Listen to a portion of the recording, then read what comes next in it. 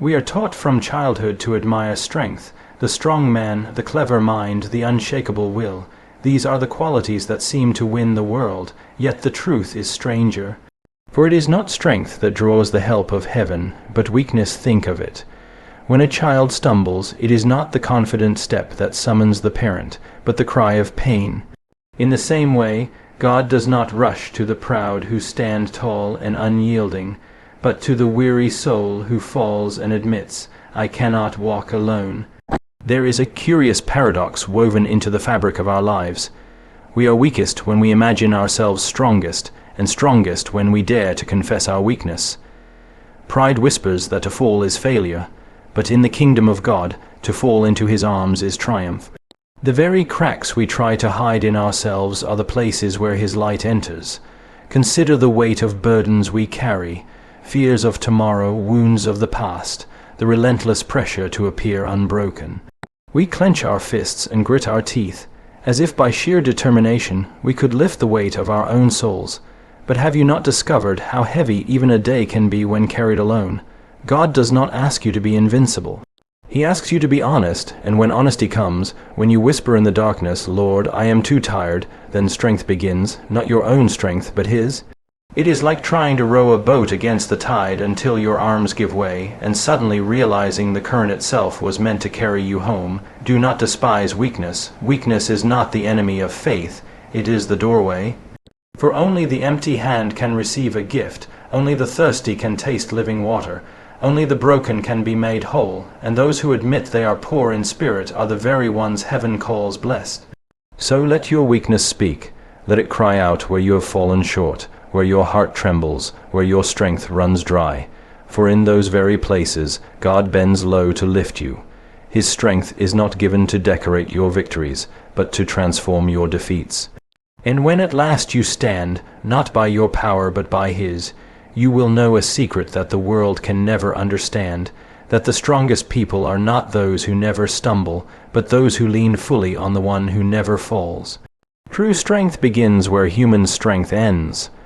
True strength begins where human strength ends, and this is a truth most of us resist until we are forced into it. We spend so much of our lives trying to prove ourselves, to show the world and even ourselves that we can carry the load, that we can solve the problem, that we can face the storm with our own determination. Yet the illusion of control eventually cracks, and it is in that moment of collapse that we stumble into something far greater than anything we could ever muster. For strength, as we often define it, is nothing more than the ability to endure for a time, but the strength that God gives is not temporary endurance. It is transformation, it is renewal, it is a power that begins only when ours has reached its end. Think of how often we push ourselves past breaking, how often we insist that to admit weakness is to fail. We treat vulnerability as if it were shameful, as if the cracks in our armor disqualify us from love or respect. But the truth is exactly the opposite. The place where you are weakest is the place where grace is most alive. When you come to the end of your rope, when every effort has failed, when the doors seem locked and the night feels endless, that is where God's strength becomes visible. He does not compete with us in our pride. He waits until our pride has exhausted itself, until the noise of our self-sufficiency is quiet, and then he steps in. We must learn that strength is not the absence of weakness, but the presence of God in weakness. A heart that leans on its own power will never discover how mighty his power is. But a heart that surrenders, that whispers, "I cannot do this on my own," becomes the stage upon which God's strength is displayed. Imagine a candle struggling in the wind, its flame flickering and about to die. On its own, it has no chance of withstanding the storm. But if that same flame is sheltered by a strong hand, suddenly it burns steady, untouchable by the gusts that once threatened it. That is what God does when we allow him to enter our weakness. The strength that he gives is not always the removal of the burden, but the ability to carry it without being crushed. It is not always the calming of the storm, but the peace that holds us steady in the midst of it. And it is not always the escape from pain, but the courage to endure it with hope. Human strength alone cannot do these things. We may endure for a while, but eventually we break. God's strength is different. It does not break, it does not tire, it does not run out. It flows into the heart that admits it has no more to give, and in that admission, what once seemed impossible becomes possible. So when you feel like your strength is gone, do not despair. That is not the end of the story. It is the beginning of a deeper one, where your weakness no longer defines you and your own resources are no longer the measure of what is possible. For in that moment, when you let go of yourself, you find the strength that never ends, the strength that belongs not to you, but to the one who gives it freely. Our cracks are not flaws to hide, but the very places where God's light enters. Our cracks are not flaws to hide, but the very places where God's light enters, and yet most of us spend our lives patching, polishing, and pretending those cracks are not there. We think the measure of worth is how flawless we appear, how unbroken we seem in the eyes of others. We try to cover our scars, to silence our doubts, to bury our wounds beneath layers of pride or performance, as if the world will only love us when we look complete. But in doing so, we often hide the very things through which God intends to reveal himself most clearly. For it is not in perfection that his grace shines brightest, but in imperfection. It is not through our polished surfaces, but through our broken places, that his light breaks through. Imagine a piece of pottery shattered and then mended with threads of gold, the ancient art of kintsugi. The cracks are not concealed, they are illuminated, made more beautiful, more valuable, because of the very brokenness that once made the vessel seem ruined. So it is with our souls. The experiences we think disqualify us, the wounds we imagine make us less worthy, are the very marks that tell the story of God's redeeming hand. Where we are weak, he is strong. Where we are wounded, he is healer. Where we are empty, he pours himself in. And instead of being diminished, our lives shine brighter because his glory has entered through the cracks. It is easy to believe that strength means never showing weakness, but that belief creates walls so high that even love cannot enter. A life without cracks is a life sealed shut. No light, no air, no water can come in, and so the soul suffocates in its own illusion of self-sufficiency. But the moment a crack appears, light enters, grace enters, love enters, and the very thing we fear, exposure, vulnerability, being seen as we truly are, becomes the beginning of life and healing. Consider how stories of redemption always begin with brokenness. A heart that never aches has no need for comfort. A life that never stumbles never learns to lean. A soul that never grieves never longs for eternity. The cracks we carry are not punishments but invitations, each one a doorway for God to step through. And when he does, the light does not merely heal us, it spills outward so that others see it too. Our weaknesses become testimonies, our scars become signposts, our fractures become beacons for others who are lost in their own darkness. So do not despise your cracks, do not despise the places you feel unworthy or ashamed. For what you see as failure, God sees as an opening. What you call broken, he calls a beginning. His light is not hindered by your weakness, it is revealed because of it. And once that light enters, it does not simply fill the cracks it shines through them, outward into the world, a living witness that the broken can be made beautiful, that the wounded can be made whole, and that the weakest vessel can shine with the strength of eternity. Weakness is not failure, it is the doorway to divine help. Weakness is not failure, it is the doorway to divine help, but the world trains us to think otherwise. From childhood, we are taught that weakness is something to be ashamed of, that to stumble is to prove ourselves unworthy, that to admit need is to admit defeat. We learn to wear masks of strength, to smile when our hearts are breaking, to speak boldly when our souls tremble, because somewhere inside we fear that weakness disqualifies us from love, respect, and purpose. Yet it is only when we come to the end of our strength that we discover how false this belief has always been. Weakness is not the final chapter of despair, but the first chapter of redemption. It is the place where God's help begins.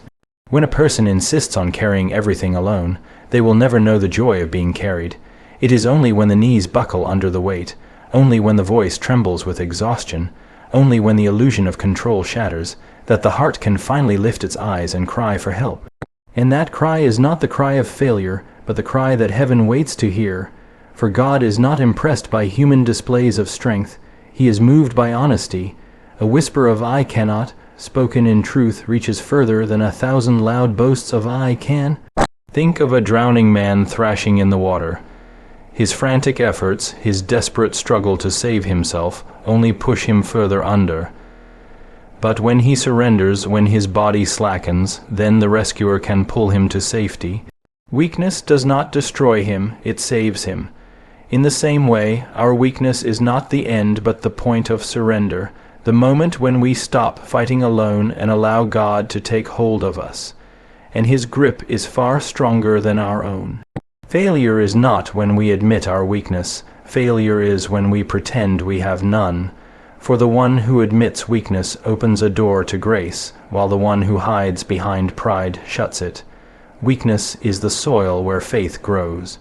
Faith cannot live in the heart that believes it has everything it needs within itself. Faith is born in the moment we discover we cannot save ourselves, that our strength runs dry, that our wisdom is too small, that our courage falters. And in that very moment, faith lifts its hand to the one who can. So weakness is not the end of the story, it is the beginning of a new one, a story not written by human effort, but by divine power. It is the doorway through which God enters with his strength, his wisdom, his peace. What the world calls failure, heaven calls opportunity. What others may look at with scorn, God looks at with compassion. And the place where you are weakest may very well become the place where his glory shines brightest, for his power is made perfect in weakness, and his help is most present where you need it most. Only the empty hand can receive God's gift of strength. Only the empty hand can receive God's gift of strength, and this truth runs against everything the human heart is trained to believe. We live in a world that tells us to always fill our hands, to gather as much as we can, to hold tightly to our own resources, to prove that we are self-sufficient and in need of nothing. We measure success by how much we can grasp, how much we can control, how much we can build with our own effort. And yet, when our hands are full of ourselves, there is no space left for God. The clenched fist may seem powerful, but it cannot receive. The open and empty hand may look weak, but it is the only hand that can be filled. There is a quiet wisdom in emptiness that we often miss. When you finally let go of what you cannot keep, you discover that you are free to receive what you could never earn. God does not pour his strength into hearts that cling to pride, for pride has no room for him. He does not fill the vessel that already believes itself full. He fills the one who dares to admit it is empty. This is not humiliation but liberation, because in emptiness we are freed from the exhausting illusion that we are enough on our own. Picture a beggar holding out his hands in desperation. To the world, this image is one of shame, but in the kingdom of heaven it is one of wisdom. For only the beggar receives bread, only the thirsty receive water, only the sick receive healing. Those who insist they are already satisfied go away hungry. Those who insist they are already whole go away untouched. But those who confess their need are met with abundance, and this is why emptiness, far from being a curse, is the very condition that allows God's blessing to flow. To live with open hands is to live in trust. It is to say, I do not hold my life together by my own grip, but I trust the one whose hands are stronger than mine. It is to recognize that everything we cling to, our strength, our wisdom, our achievements, will one day slip through our fingers no matter how tightly we hold on. But when we open those same hands to God, what he gives cannot be taken away. His strength does not fade, his peace does not rot, his presence does not leave. The miracle of the empty hand is that once it is filled, it never truly empties again. God's strength is not given once and withdrawn, but continually supplied. Each day, as we come to him again with hands open, he gives again, and his giving does not diminish him. The emptier we come, the fuller we leave. The weaker we feel, the stronger he becomes in us. This is the rhythm of grace, a rhythm the proud will never know, for their hands are too full of themselves. But to the one who dares to be empty, God gives a gift that no amount of human striving could ever achieve, a strength that carries not for a moment, but for eternity. The strongest are not those who never stumble, but those who lean on the one who never falls. The strongest are not those who never stumble, but those who lean on the one who never falls, and this truth dismantles the shallow picture of strength the world so often paints. We are told to admire the ones who appear unbreakable, the ones who walk with confidence that never falters, the ones who rise to every challenge without visible fear. But such strength is often an illusion, a mask carefully held in place, hiding the trembling within. True strength is not found in the absence of stumbling, but in the presence of reliance. For no one is so steady that they can walk every path of life without faltering. The ground shifts, the storms rise, the burdens grow heavy, and every human being stumbles sooner or later. The difference lies not in whether we fall, but in whether we fall alone or into the hands of one who will not let us be destroyed. A tree standing tall may look impressive, but when the storm comes, its shallow roots are exposed, and it crashes to the ground. Another tree, smaller in stature, may bend under the same storm, yet because its roots are deep, it does not fall. So it is with us. Those who build their lives upon their own strength may appear unshakable, but when the storms of loss, grief, or failure arrive, they discover their roots are shallow. Those who have learned to lean on God may sway, may bend low, may even be wounded by the winds, but they do not fall, because their foundation is not in themselves, but in Him. We must learn to see stumbling differently. To stumble is human, but to rise again is divine. Our mistakes, our weaknesses, our failures do not remove us from the reach of God's strength. Rather, they remind us that His hand is steady where ours is not, His path firm where ours wavers. When we lean on Him, the stumble does not define us, the fall does not end us, the weakness does not consume us. He becomes the steady ground beneath our feet, the unshakable presence at our side, the strength that holds us even when we are too weary to hold ourselves. There is great humility in admitting that we need something beyond ourselves. Pride tells us that to stumble is shameful, but wisdom teaches that stumbling is inevitable, and that strength is found not in pretending otherwise, but in knowing whom to lean on when it happens. The strongest people are not the flawless but the dependent, those who recognize that their own power is fragile, yet trust the one whose power is without end. Their lives become testimonies of resilience, not because they never fall, but because every time they do, they rise by a strength not their own. This is why leaning on God transforms weakness into strength. The one who never falls does not simply walk beside us. He upholds us, carries us, steadies us, and turns every stumble into a step of grace. To the watching world, such a person may look ordinary, even fragile, yet within them is a strength unshakable, a strength born not from themselves but from the Eternal One who cannot be moved.